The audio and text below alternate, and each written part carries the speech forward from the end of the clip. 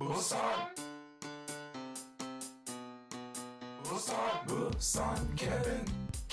in Japan. Hey everyone, so it's Kevin in this story time. As I walk down a back alley somewhere, I'm not sure exactly where I am, somewhere in Japan, by the train tracks. And I want to tell you a story of something that happened to me several years ago. Back in early 2004, I was living and working in downtown Seoul in Korea, and I was living in this really old rustic neighborhood. And I was working at this big school teaching adults, and every afternoon I would come home during my break and I'd take a little rest. I'd hang out in my apartment, and it was the kind of neighborhood where it was just basically filled with like a lot of old people who were retired and had nothing else to do, pensioners, old men who would sit outside and drink soju all afternoon, and you recognized all the faces after a while. I lived there for about a year, and I got to know who everyone was, and if there was ever any kind of strange people in the neighborhood, you notice them. The people who lived in the neighborhood, I almost got hit by a car there. The people in the neighborhood, they knew me, and yeah, so there you go. So one day I'm walking home from work, and my apartment was at the corner of an intersection.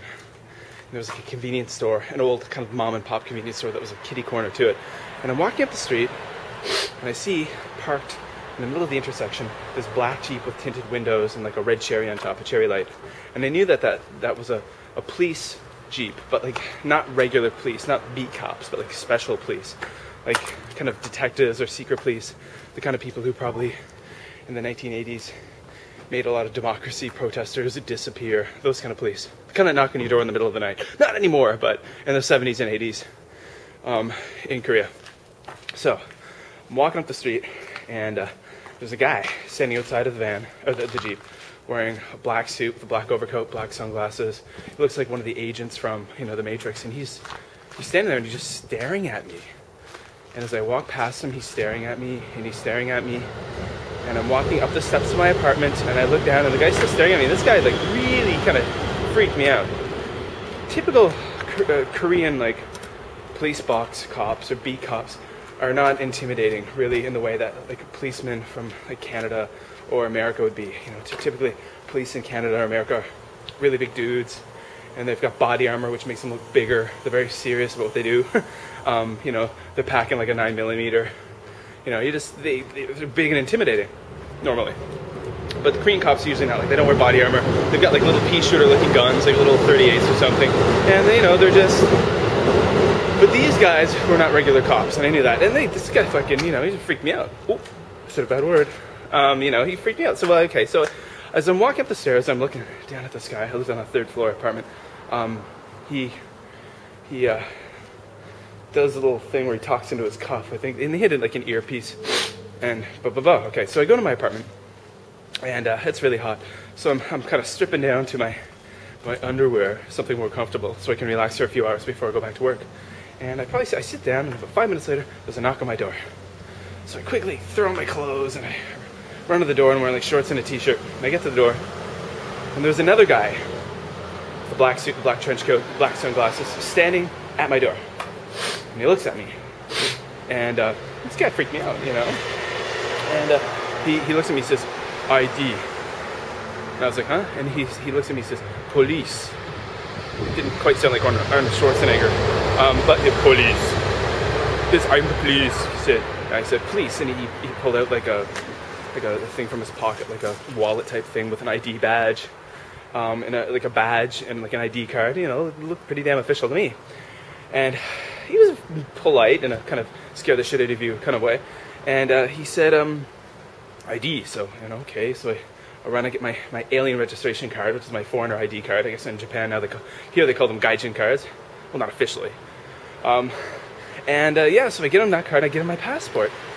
And he takes a look at my passport, and he looks at my passport, and he looks at my visa, and he looks at my ID card.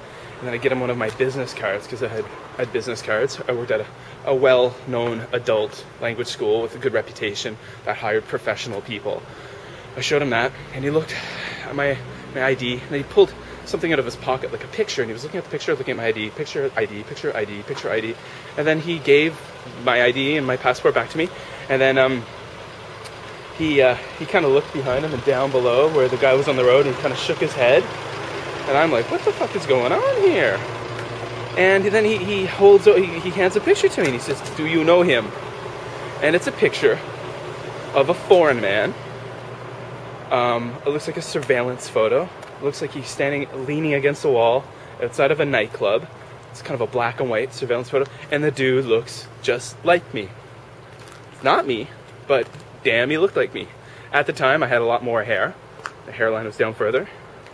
It was black, and it was really, I used to gel, it was all spiky, and I had a little soul patch thing here, and the dude looked just like me. I was like, wow. So that was freaked me out. I'm like, no, I don't know this guy, and I gave him the photo back, and the guy said sorry, and he left, and I was like, what the hell? So I get back to work that evening, and I tell the story to a lot of my Korean coworkers, and they said they'd actually seen on the news that recently, or like the night before, a couple of days before, a foreign man had attacked a Korean taxi driver in the club district and beaten him and ran away. And apparently they were looking for the guy, and they think he lived in the neighborhood I lived in. That's when he was last seen. And I'm assuming this was like a surveillance photo of the guy taken from as I get hit by another car. This was a surveillance photo taken of the guy, and I think it was on TV apparently, because one of my coworkers said they saw the story on TV and they showed a photo of the guy, and someone in my neighborhood who sees me walking along every day, and I looked like the guy, called the cops on me. But yeah, that was freaky. Freaky. So there you go. Another brush with the police by Kevin. But like the first time I didn't do anything. So it was okay in the end. Pretty freaky, huh? So there you go. Another story by Kevin as I walk down the street in Japan. BusanKevin, Kevin in Japan. Busan.